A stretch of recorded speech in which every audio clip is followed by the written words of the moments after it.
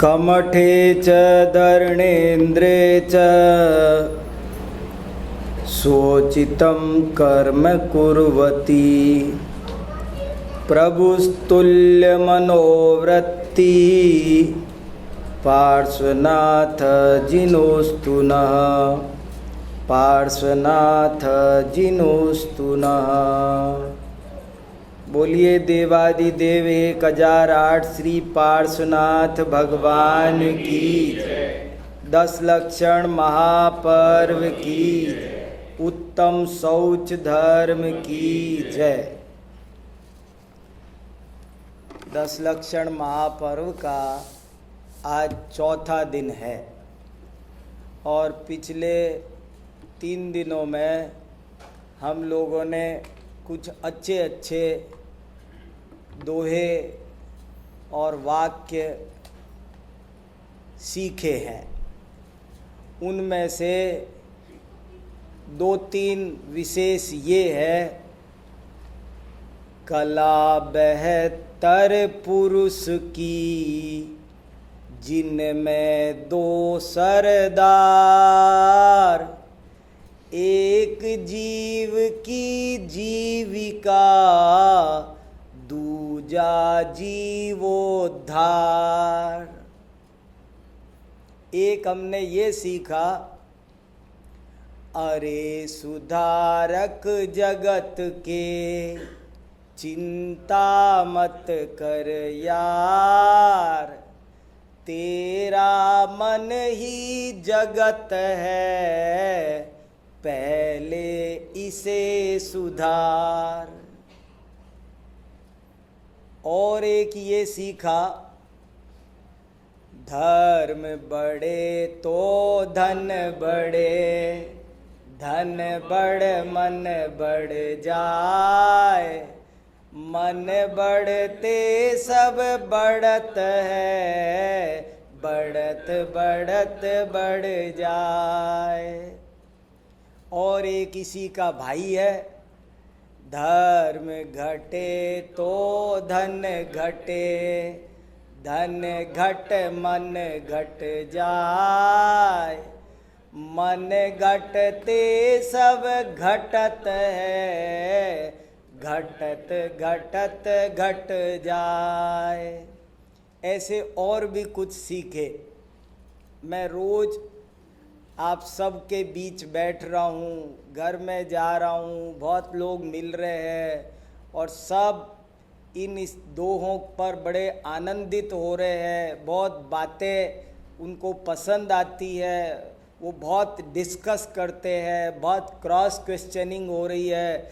आजकल बड़ी तत्व चर्चा हमारी चलती रहती है और लोग बहुत आनंद से इन चीज़ों का लाभ उठा रहे हैं और मुझे ये कह रहे हैं कि आप बिल्कुल ठीक कह रहे हैं। आदमी धर्म के रास्ते पर चलता है तो सहज ही इसकी उन्नति होती है और धर्म का रास्ता छोड़ते ही पतन होता है। ऐसे हमने भी कई उदाहरण देखे हैं। मैं कुछ देखे, वो अपने कुछ और दिखाते हैं। 2-4 कुमार भाई ने बताए कि हाँ ऐसे हमने ये बात आपने बिल्कुल पते की गई। आदमी धर्म के रास्ते पर चलता है तो सहज ही सर्व प्रकार की लौकिक और आध्यात्मिक दोनों प्रकार की उन्नति धर्म के रास्ते पर चलने से होती है। और धर्म का रास्ता छोड़ते ही आध्यात्मिक पतन तो होता ही है, पर लौकिक पतन भी आदमी का हो जाता है। तो ऐसी कुछ बातें हमने, कुछ दोहे, ये आपको कंठस्थ हो जाए इसलिए मैंने फिर से दोहराए। और इन दोहों के साथ साथ एक छोटा सा वाक्य और मैंने कल सुबह शास्त्र सभा में बताया था, पर कल सुबह कम लोग होते हैं सुबह के समय, और कुमार भाई का कहना है कि अभी भी बताओ, इसलिए मैं फिर बताता हूँ। एक छोटा सा वाक्य है जिसको आचार्य विद्यानंद जी महाराज सैकड़ों बार कहते हैं। शास्त्र का ही वाक्य है वो, पर वो मुझे सैकड़ों बार उनके मुंह से मैंने सुना है और मुझे लगता है उसमें बहुत जिनवाणी का सार भरा है। तो मैं एक बार आपको वो भी सुनाना चाहता हूँ, आप उसे मन लगाकर सुनो और लिख लो, और मैं समझता हूँ उसको समझोगे, बस सोचोगे तो उसमें बहुत माल निकलेगा धीरे। वो छोटा सा वाक्य ये है, ज्ञानात त्यागः त्यागात शांति। बस ये छोटा सा एक वाक्य है, मगर मैं समझता हूँ इसमें पूरी जिनवाणी का सार आ गया। देखो क्या कहा, ज्ञानात त्यागः त्यागात शांति। अगर हमको शांति चाहिए, सुख चाहिए, तो हम क्या करें? तो वो कहते 2 स्टेप चलने हैं। नंबर 1, ज्ञान करना होगा। ज्ञान करोगे तो फिर त्याग होगा, और इसी से शांति हो जाएगी। बस ज्ञानात त्यागः त्यागात शांति। ज्ञान के बिना त्याग नहीं होगा, और त्याग के बिना शांति आज तक ना किसी को मिली है और ना किसी को मिलेगी। शांति तब मिलती है जब त्याग कर दिया जाता है। ग्रहण कर करके तो बोझा है, त्याग करने से आत्मा हल्का होता है। इसलिए त्याग से शांति मिलेगी। मगर वो त्याग कैसे होगा? अंधा त्याग नहीं होता, जबरदस्ती का त्याग नहीं होता, किसी के कराने से नहीं होता, बल्कि जानकर होता है। ज्ञानात त्यागः और त्यागात शांति। इसका छोटा सा उदाहरण ये है, बहुत डिटेल नहीं देते, पर छोटा सा उदाहरण ये है कि बच्चे ने हाथ में ब्लेड ले रखी हो और आप उससे छुड़वाएं तो कैसे छुड़वाएंगे? बताओ क्या तरीका है? छोटे बच्चे ने हाथ में खुली ब्लेड ले रखी है, अब क्या करे उस ब्लेड का? अगर आपने जबरदस्ती छीनी तो क्या होगा? उल्टा और खून खच्चर होगा। उसको समझ में आना चाहिए कि मेरे हाथ में ये ब्लेड है और ये बहुत खतरनाक है, तो और वो तब वो खुद छोड़े। ऐसे ही हमारे धर्म में जबरदस्ती का त्याग नहीं है, ज्ञान पूर्वक त्याग है। क्रोध जाएगा तो ज्ञान पूर्वक जो जाएगा उसका नाम उत्तम क्षमा है। आज किसी भाई ने यही पूछा, हसमुख भाई ने, वो बैठे पीछे, बोले उत्तम का क्या मतलब है, परम का क्या मतलब है? तो हमने कहा देखो, क्षमा ऐसे भी हो जाती है। दुकान पर दुकानदार को क्षमा रखनी पड़ती है कि नहीं? ग्राहक 2 बात कहे तो भी, भैया मुझे बिजनेस करना है, इसकी बात पसंद आए ना आए, वो कुछ बोले तो वो भी क्षमा है, मगर वो क्षमा उत्तम क्षमा नहीं है। जो क्षमा ज्ञान पूर्वक होती है, जो क्षमा निस्वार्थ होती है, उस क्षमा को उत्तम क्षमा कहते हैं।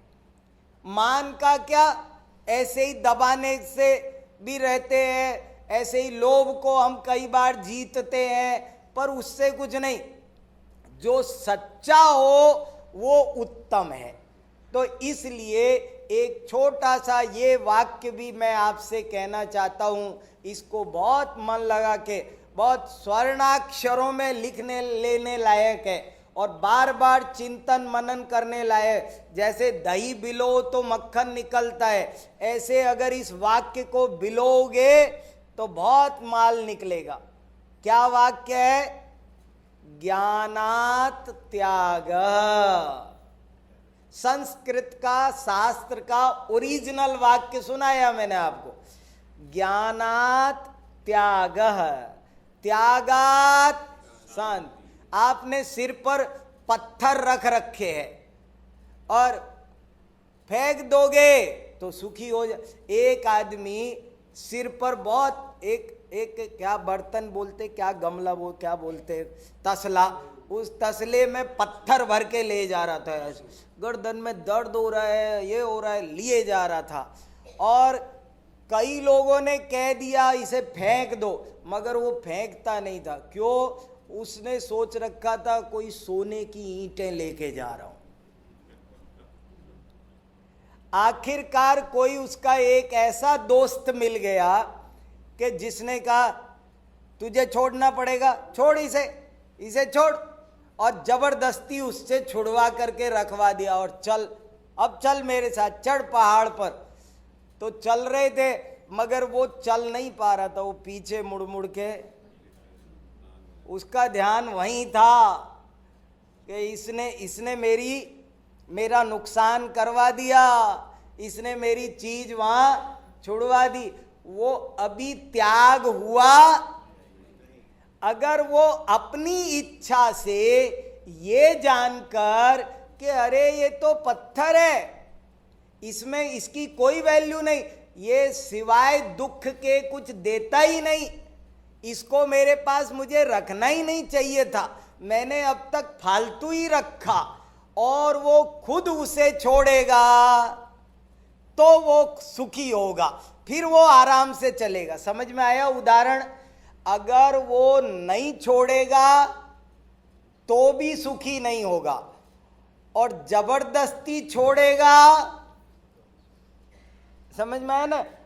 घर गृहस्थी अगर हम नहीं छोड़ेंगे तो भी मोक्ष नहीं जाएंगे, और जबरदस्ती छोड़ी,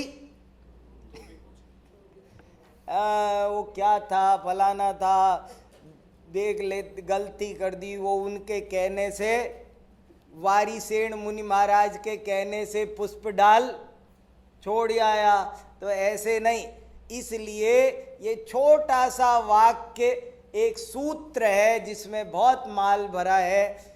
ज्ञानात त्यागः, त्यागात शांति।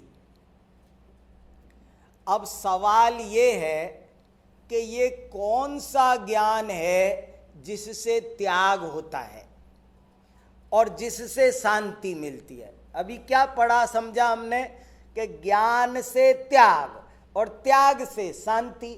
तो अभी पहले हमको कहाँ चलना है? इसका मतलब फर्स्ट स्टेप क्या हुआ? ज्ञान। अब वो ज्ञान माने क्या? कौन सा ज्ञान? फिजिक्स का, केमिस्ट्री का, बिजनेस का, ज्योग्राफी का ज्ञान? ज्ञान का है का? ज्ञान माने क्या? तो वो बात हमने कल करी कि अध्यात्म का ज्ञान, आत्मा का ज्ञान, धर्म का ज्ञान, तत्व का ज्ञान, कुछ भी कहो, पर वो ज्ञान चाहिए।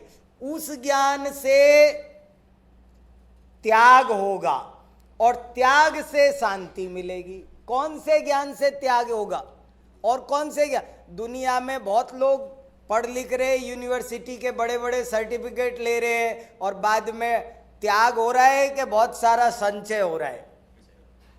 तो वो ज्ञान ज्ञान नहीं है, वो ज्ञान है जो त्याग का कारण बनता है, और वो ज्ञान है अध्यात्म विद्या, धर्म की विद्या।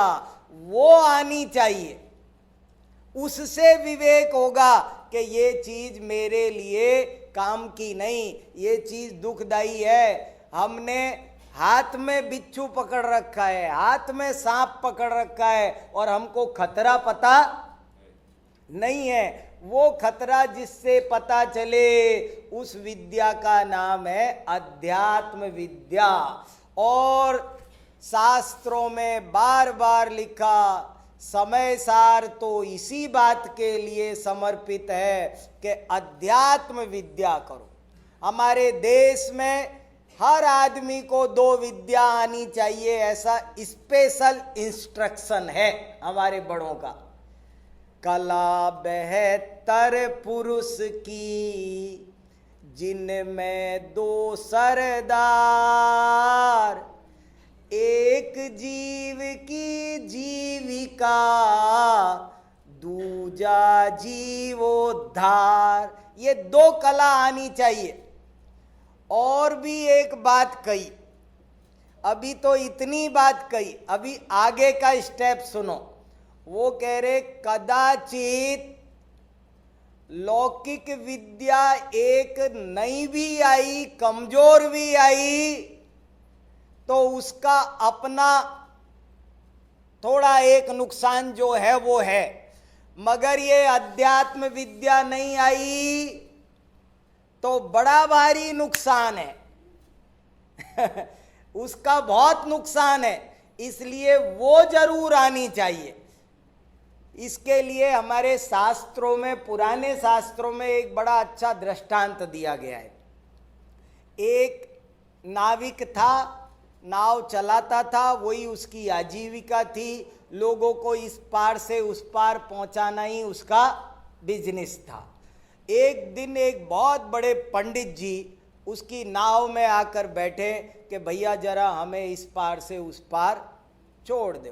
बैठे पंडित जी, और बैठ करके पंडित जी ने पूछा, क्यों नाविक भैया, क्या नाम है, कहाँ के रहने वाले हो, क्या क्या पढ़े हो, क्या आता है तुमको, तुमको अंग्रेजी आती है? बोले महाराज मुझे कहाँ इंग्लिश आती, मुझे इंग्लिश नहीं आती। अच्छा संस्कृत आती है? वो भी कहाँ, मुझे तो कुछ नहीं आती। तो फिर क्या गणित जानते हो, गणित टेबल आती है, पहाड़े आते हैं? बोले ना वो नहीं आ। अरे क्या तुम्हारी आधी जिंदगी बेकार चली गई, तुम कुछ जानते नहीं। म्यूजिक जानते हो? नहीं जाता। टेलरिंग जानते हो? नहीं आती। इंजीनियरिंग क्या तुमको कुछ नहीं आता? इतनी बात चल रही थी कि एकाएक वहाँ नाव में, नदी में तूफान आया, बड़ा बाढ़ आई जोर से पीछे से। तो वो नाविक बोला, पंडित जी। बोले हाँ, तैरना आता है कि नहीं?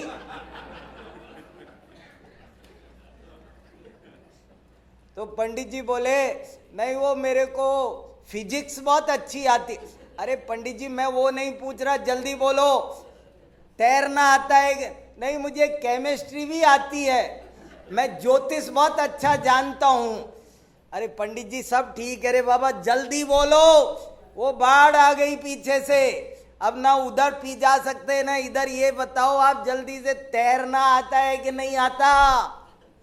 बोले वो एक नहीं आता। तो बोले समझ लो तुम्हारी आज पूरी जिंदगी गई।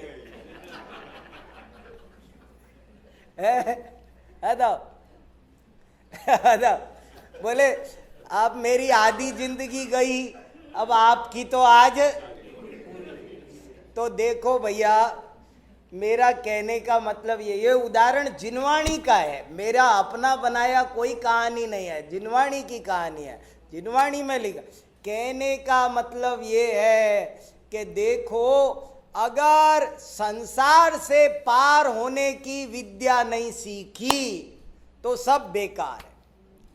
देखो परीक्षा में एग्जाम देने जाते हैं, क्वेश्चन पेपर बड़ा हो और टाइम कम पड़ रहा हो या कोई और तो हम क्या करते हैं, सबसे पहले इम्पोर्टेंट बड़े बड़े अंक के, कम से कम पासिंग मार्क्स तो।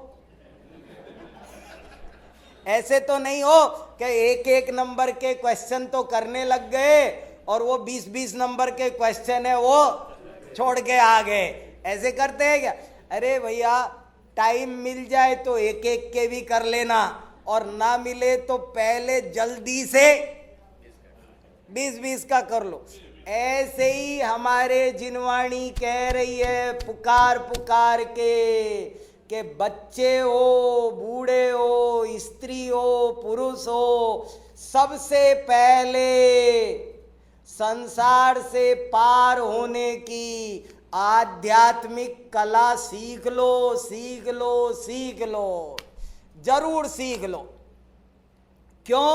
कि वो जो दूसरी कला है ना, एक जो आजीविका वाली विद्या है, वो तो आपको सामान देगी। आजीविका कि एक जीव की जीविका, जीविका में अगर हम एक्सपर्ट होते तो क्या मिलेगा?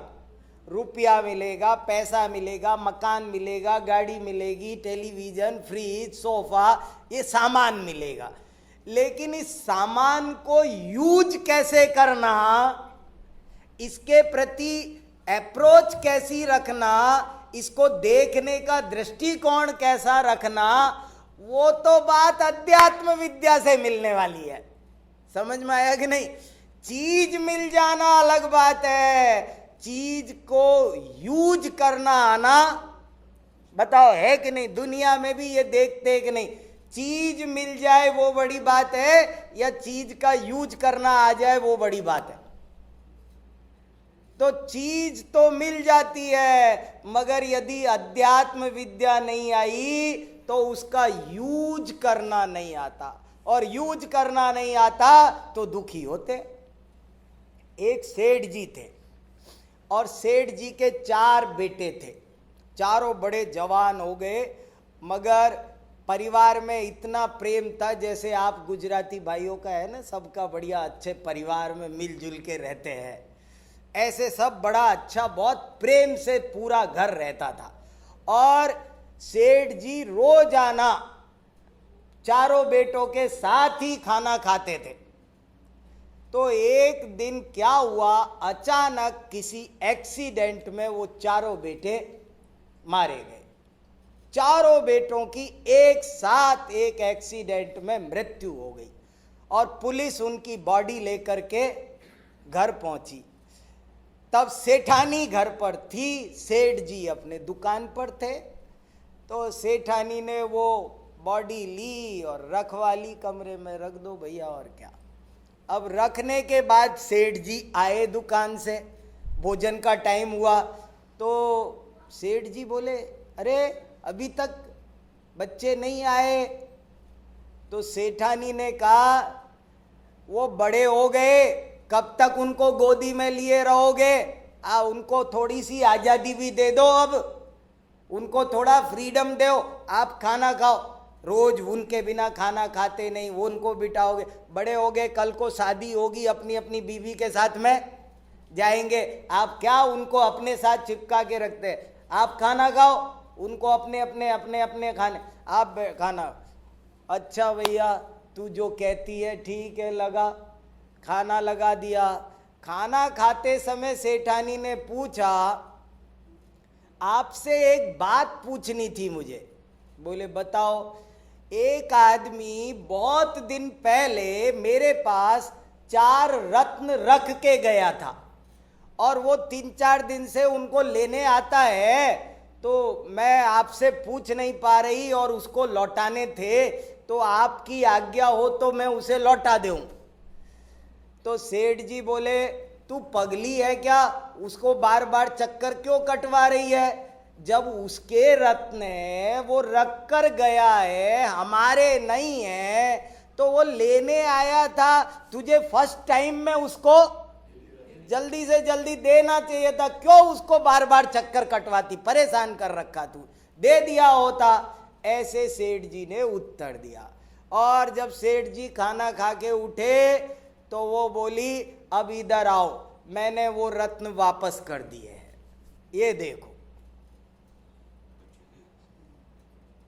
समझ में आया?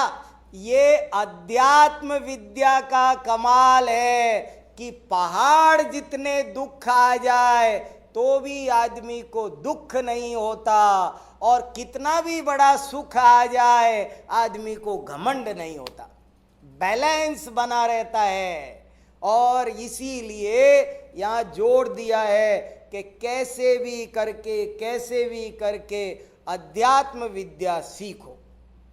अध्यात्म विद्या का मतलब क्या? आप बार बार कह रहे हो अध्यात्म विद्या होती क्या है, ये कैसे सीखे, क्या कहे है?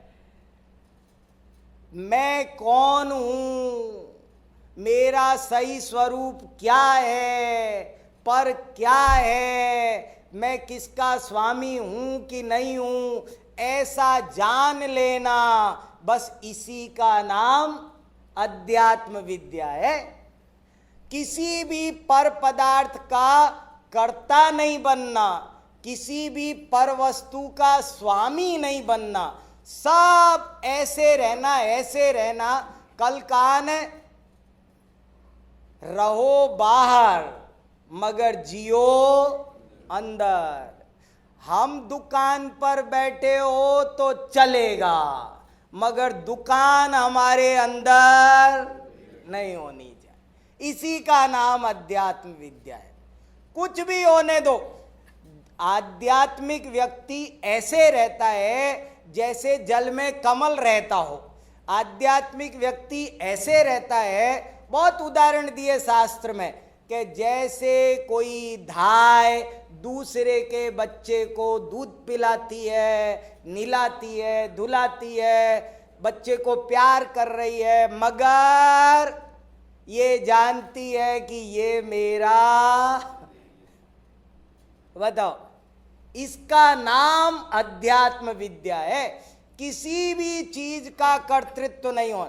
जैसे कोई आदमी नाटक में राम बना हो, तो अब राम का पार्ट कर रहा है, वो रामलीला चल रही है, तो जब सीता का हरण होता है तो क्या एक्टिंग करेगा वो रोएगा, मेरी सीता कहाँ चली गई, खूब रो, मेरी पत्नी चली गई, हाय मेरी पत्नी, जोर जोर से रोएगा, पागल हो दिखा वो है।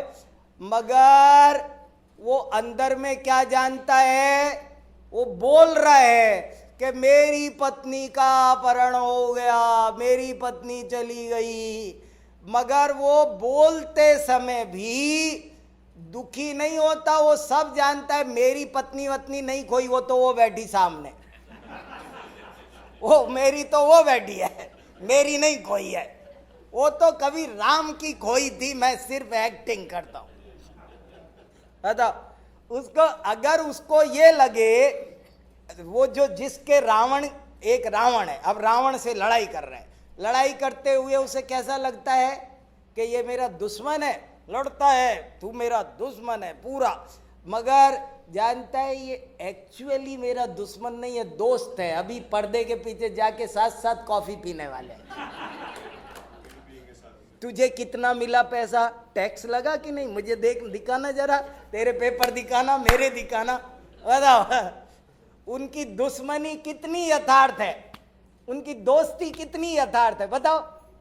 ऐसे ही दुनिया में रहो, सब ये मेरी पत्नी है, ये मेरे बच्चे हैं, अपनी ड्यूटी पूरी जितनी कर सके उतनी करते भी हैं हम सब, लेकिन करते हुए भी ये जानना चाहिए होता वही है जो इनके भाग्य में होता है, मैं कुछ करता धरता नहीं। बताओ क्या है, काहे को परेशान रहना, बच्चे ऐसे हैं, सुनते नहीं है, दुखी हो रहे हैं, या हमारे बच्चे तो बहुत अच्छे हैं, या घमंड कर रहे हैं, अरे क्या तेरे, अरे ना तेरे ये आदमी बड़ा विचित्र है, बात बन जाए तो घमंड करता है, ना बने तो जो देखो, अगर बच्चा पास हो जाए तो टीचर क्या बोलता है, मैंने इस पर बड़ी मेहनत की, बहुत पढ़ाया, बहुत, और अगर फेल हो जाए तो क्या बोलता है, मैं क्या करूं, करम ठोक, पढ़ता ही नहीं था। नहीं अरे अब तब तो वैसे तो तू क्रेडिट ले रहा है, अब तू बोल मैंने इसको पढ़ाया ही नहीं।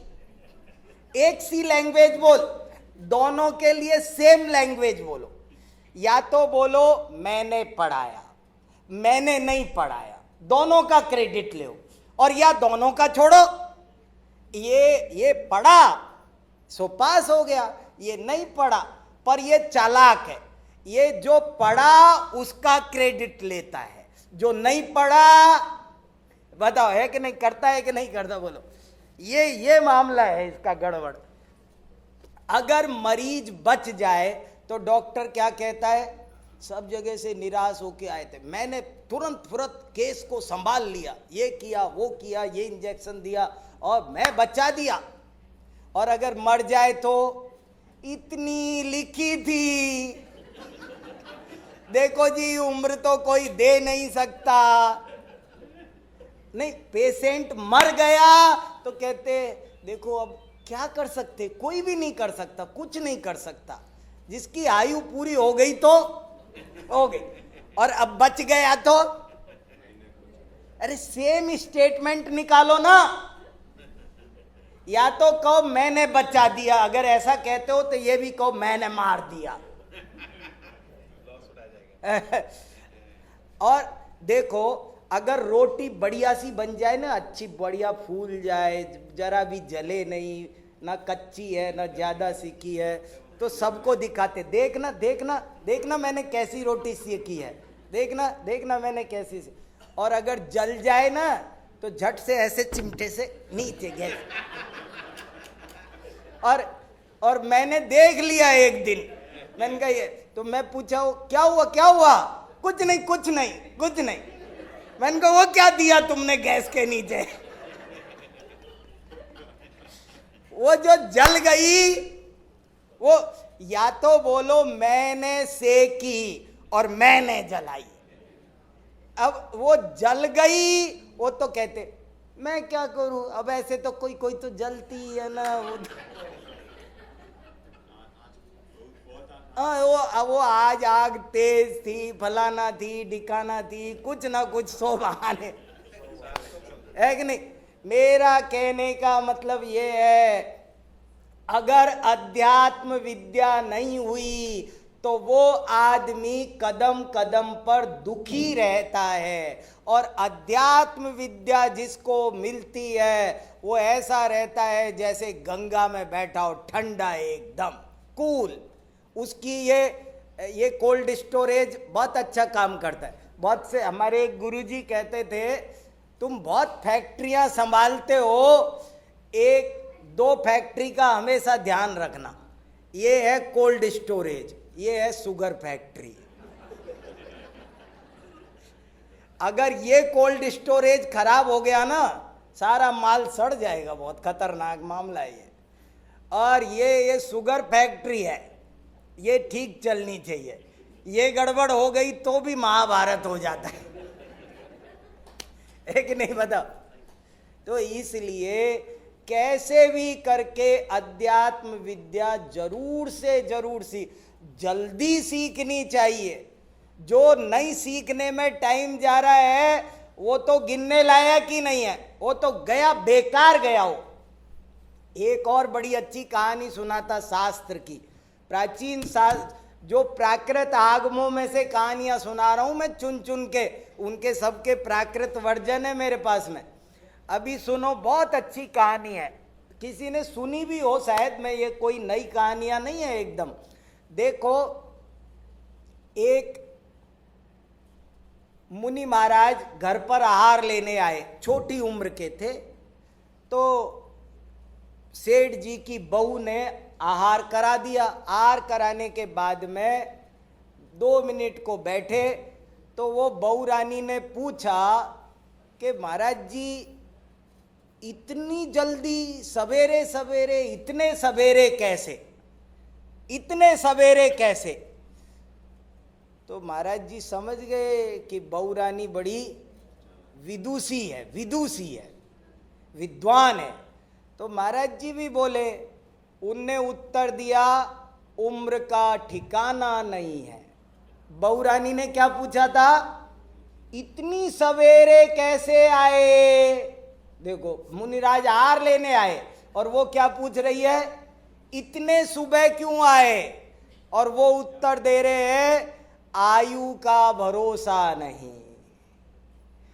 फिर बाद में महाराज जी ने पूछा, अच्छा पुत्री तुम्हारी आयु कितनी है, तुम्हारी उम्र कितनी हुई?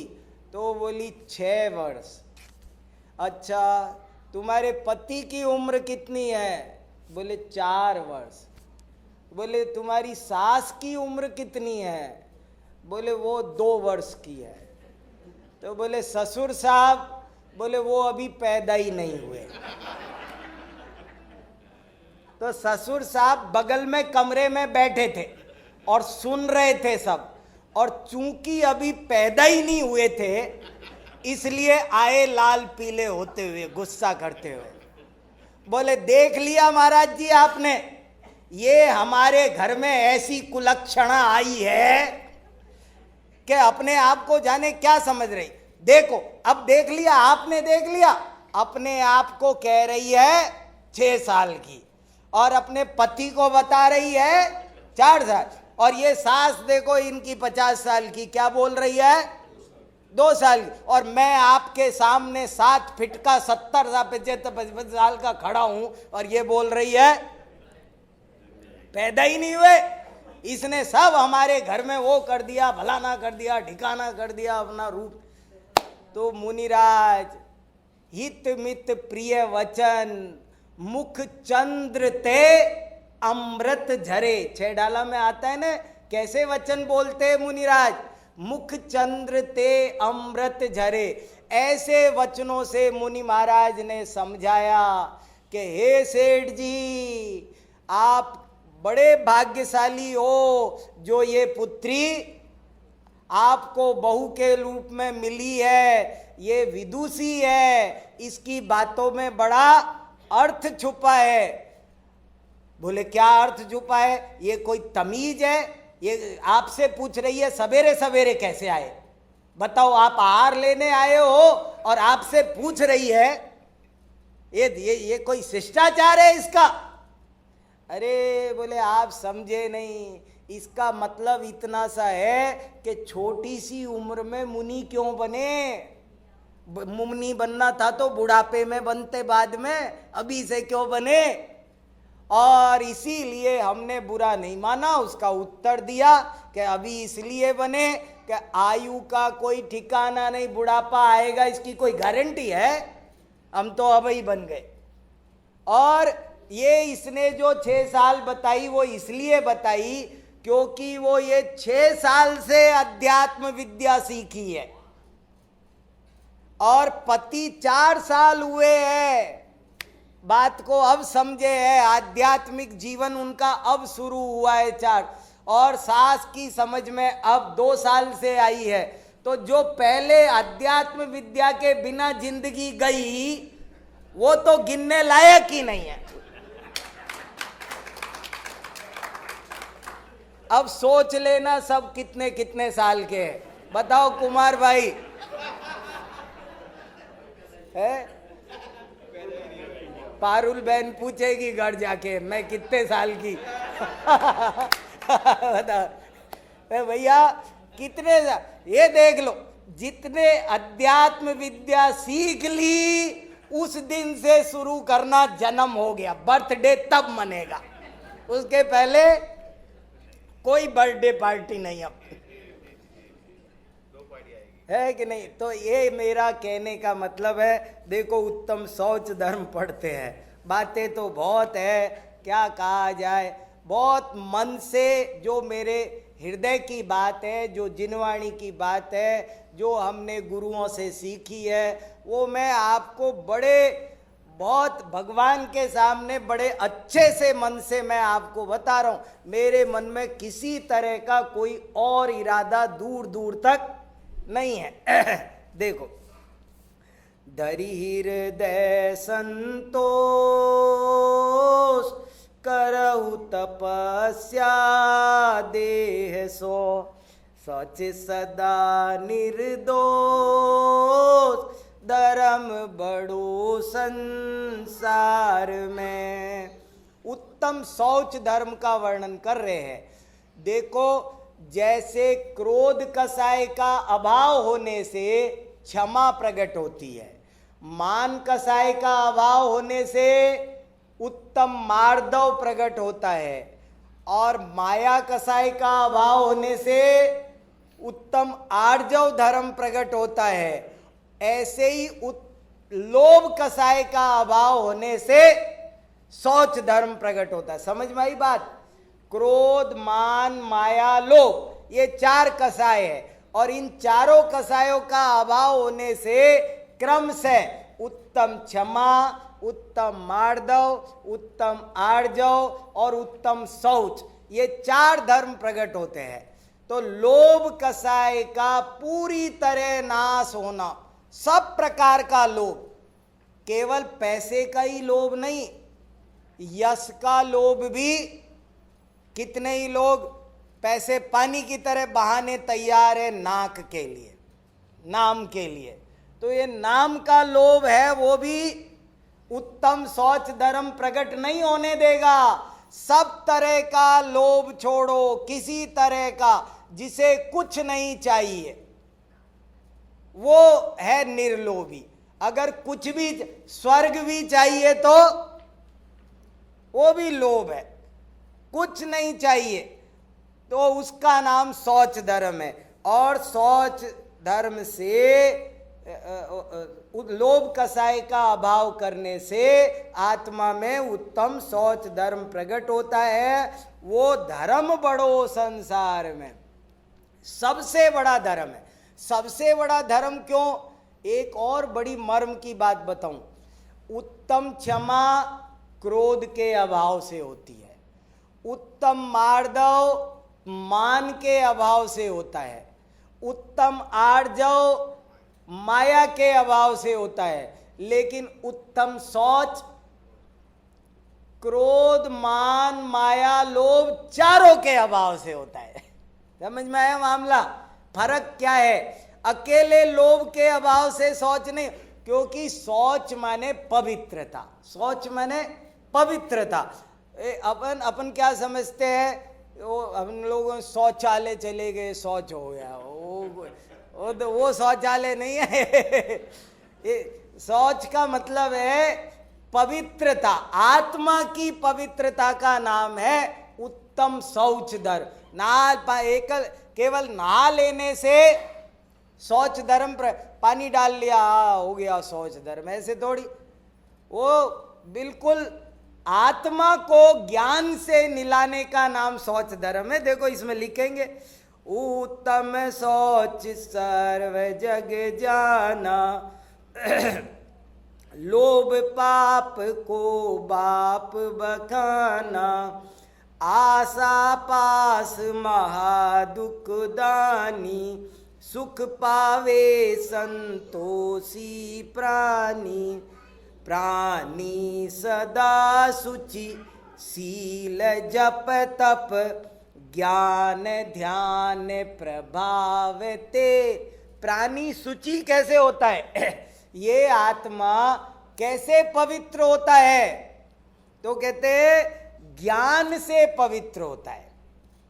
आत्मा में शौच धर्म कैसे प्रकट होगा? संयम से, तप से, ज्ञान से, ध्यान। एक दफे की एक छोटी सी घटना है कि पांडव गंगा स्नान को जा रहे थे, कौरव पांडव। तो उन्होंने श्री कृष्ण से कहा कि आप भी हमारे साथ में चलो, जैसे कुमार भाई कह रहे कि शिखर जी चलो, ऐसे उनने कहा कि आप भी चलो गंगा। तो बोले गंगा जी चलो। तो श्री कृष्ण बोले मैं बिजी बहुत हूँ, आप ऐसे करो आप ही जाओ। नहीं नहीं आपको चलना। तो उन्होंने कहा ऐसे करो, ये एक तुम्बी ले जाओ। एक तुम्बी फल होता है, एक कोई क्या बोलते हैं, कड़वी होती है थोड़ी, तुम्बड़ी, वो कड़वा होता थोड़ा। तो बोले तुम ये लेके जाओ, ये मेरा रिप्रेजेंटेटिव है, ले जाओ जाओ। तो गए तो सबने तो गंगा में एक एक बार डुबकी लगाई, मगर वो तुम्बी ने सैकड़ों बार लगाई, क्योंकि हर आदमी कहता था जरा मुझे देना, जरा मैं भी ले लूं, श्री कृष्ण का रिप्रेजेंटेटिव। सब सिर पे रख रख के डुबकी। तो वो तुम्बी ने बहुत सारी गंगा में डुबकी लगाई और यात्रा करके लौट के आए। तो श्री कृष्ण ने पूछा यात्रा हो गई? बहुत बढ़िया हुई, और आपकी तुम्बी ने तो सैकड़ों बार। अच्छा, फिर तो ये बहुत पवित्र हो गई होगी। हाँ भैया सुनो, इधर आओ, जरा एक चाकू लाओ, एक प्लेट लाओ, और उसके ना ऐसे ऐसे टुकड़े किए और सबको प्रसाद दो भैया, ले खाओ सब। धू धू धू धू धू। बोले क्या हुआ? बोले ये तो वैसी की वैसी कड़वी है। तो बोले अब समझ में आया, पानी में डुबकी लगाने से, नदी में डुबकी लगाने से आत्मा पवित्र नहीं हो, पाप धुल गए। अरे सांची तो गंगा ये वीतराग, ये जिनवाणी रूपी गंगा में डुबकी लगाओ, तब पवित्रता प्रकट होगी। देखो साफ साफ लिखा, प्राणी सदा सुचि शील जप तप, ज्ञान ध्यान प्रभावते। थोड़ी देर धर्म ध्यान करो, पवित्र हो जाता है आत्मा। थोड़ी देर सामायिक करो, पवित्र हो जाता है आत्मा। ये है आत्मा को पवित्र करने का तरीका। नित गंग जमुन समुद्र नाये, असुचि दोष सुभावते।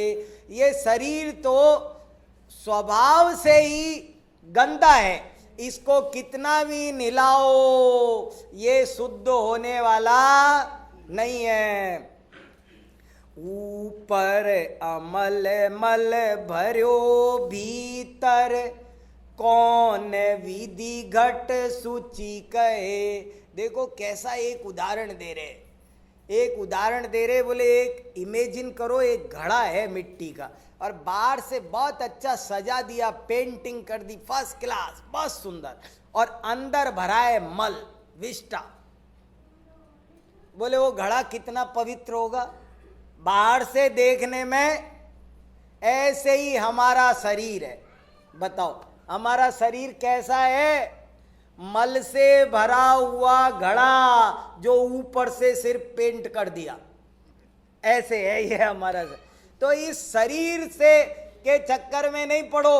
आत्मा में राग द्वेष है, वो है गंदगी, और उसको ज्ञान ध्यान से धो, इसका नाम शौच धर्म है। ऊपर अमल मल भर्यो भीतर, कौन विधि घट सूची कहे। बहु देह मैली सुगुन थैली, शौच गुण साधु लय। कितनी बढ़िया बात लिखी। देखो अगर नहाने से शौच धर्म होता तो मुनि महाराज तो स्नान व्रती होते हैं, जीवन भर स्नान का त्याग कर देते हैं, तो फिर उनके तो शौच धर्म हो ही नहीं सकता था।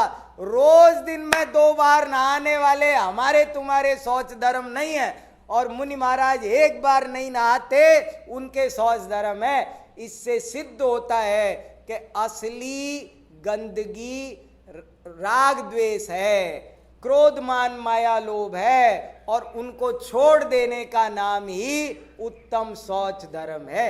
ऐसा उत्तम शौच धर्म हम सबके जीवन में प्रकट हो, मैं इसी पवित्र भावना के साथ आज की बात पूरी करता हूँ। मंत्र जाप आप कर लीजिए एक बार। ओम ह्रीम श्रीम उत्तम शौच धर्मांगाय नमः। ओम ह्रीम श्रीम उत्तम शौच धर्मांगाय नमः। ओम ह्रीम श्रीम उत्तम शौच धर्मांगाय नमः। जिनवाणी स्तुति पढ़ो। मिथ्यातम नाश को ज्ञान के प्रकाश को आपा परभास को मानुषी बखानी है। जहाँ द्रव्य ज्ञान को मानवी मानवे को सपर विचान को पर